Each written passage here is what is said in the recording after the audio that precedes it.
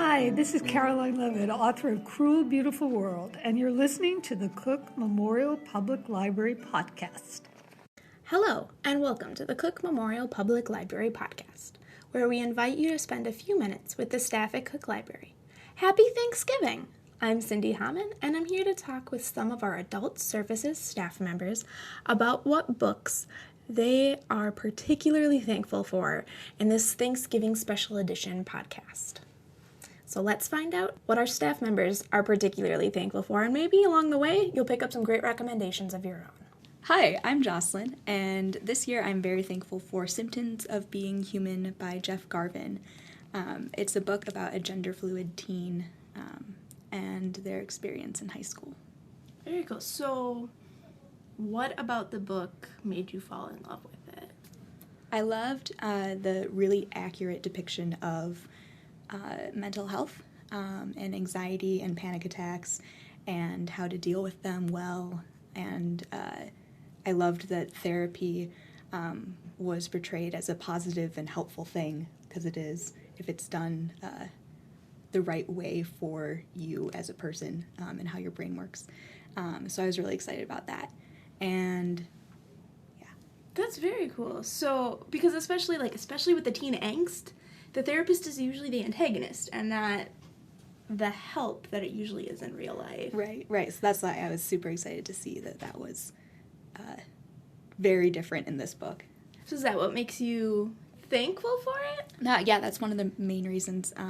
Another main reason is the visibility given to people who identify as non-binary gender, so not man or woman, male or female, just kind of sometimes one, sometimes the other, sometimes none.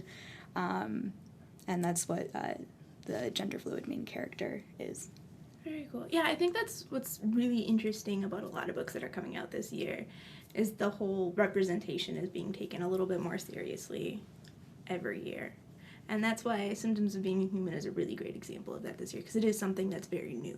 Yeah, definitely. And I think, it doesn't shy away from how raw and painful the experience of being a gender-fluid teen in a high school is. And it's not afraid to talk about the bullying aspects that come along with being different in any way. And it gets raw, really, it's really real. And I'm really grateful that it's not sugarcoating anything. That's really cool. Thank you for sharing Symptoms of Being Human by Jeff Garvin. Don't forget to be awesome. Hi, I'm Becky, and this year I'm grateful for a new memoir called The Bridge Ladies by Betsy Lerner. It's the story of the author, who is in her 50s, and someone who had a somewhat strained relationship with their mother over the years.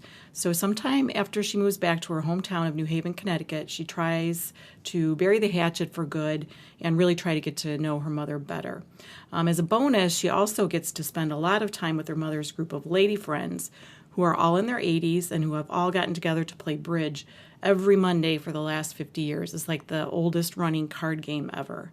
I love the book. It's funny, poignant, great look at the generational differences between women of today and our mothers and grandmothers.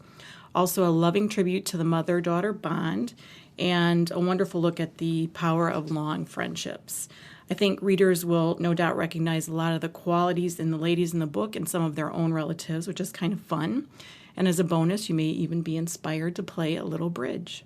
I'm thankful for the book because it reminded me just how grateful I am about the relationship I had with my own mom, who passed away 15 years ago. It made me appreciate the relationship I have with my own daughter, and also, I think, reminded me how thankful I am for the friends that have enriched all of our lives. So, feel-good book that's also fun. That sounds like a great book, Becky. It was. Check it out. Hi, I'm Cyndi, and this year I'm particularly thankful for Crooked Kingdom by Leigh Bardugo. Crooked Kingdom is the second book in her duology between Six of Crows and Crooked Kingdom. And the reason that I am particularly thankful for this book is that Six of Crows was probably my favorite fantasy book last year. And as much as I loved it, I'm always worried about the sequel, that it just can't live up to the original. And Crooked Kingdom definitely did. Six of Crows is kind of like Breakfast Club meets Ocean's 11. 6 different people with very different ambitions, all that are associated with different people, primarily from a gang in Ketterdam, decide to pull off the greatest heist of their lifetime, capturing the famed scientist Yul Yor from the ice court. So that's what happens in Six of Crows. And when you pick it up in Crooked Kingdom, they have just gotten back. And I don't want to spoil either of the books for you, but let me tell you, you will not be disappointed by either. The characterization is great, and the world just comes alive. And in a lot of ways, it's a fantasy world that we haven't seen before, because instead of being set in medieval Europe, Greece, or even Hogwarts, it's set in sort of a Tsarist Russia type feel to it. Which is really interesting for the architecture and the way that the different gangs and the cities work. And it's a really interesting, intricate world, as well as the characters. They're all really awful people. You wouldn't want them in your house. Like, it's a gang leader and someone who's like a very, very good spy and a criminal and a guy who used to be in army but now has deserted, and people that have like special powers. But yet you can't help but love them and want the best for them and want their lives to actually work out. So it's the best of all worlds. So if you're looking for a really, really fabulous fantasy read, check out Six of Crows. And if you've already read that one, make sure you pick up Crooked Kingdom by Leigh Bardugo. I'd like to thank Jocelyn and Becky for joining me on the podcast today to talk about some of the books that we are thankful for. If you'd like to check out any of our recommendations, be sure to check out www.cooklib.org to explore the catalog. Be sure to visit shelflife.cooklib.org, the library blog, where we post about books, local history, genealogy, and more. If you would like to contact us, please send an email to webmaster@cooklib.org.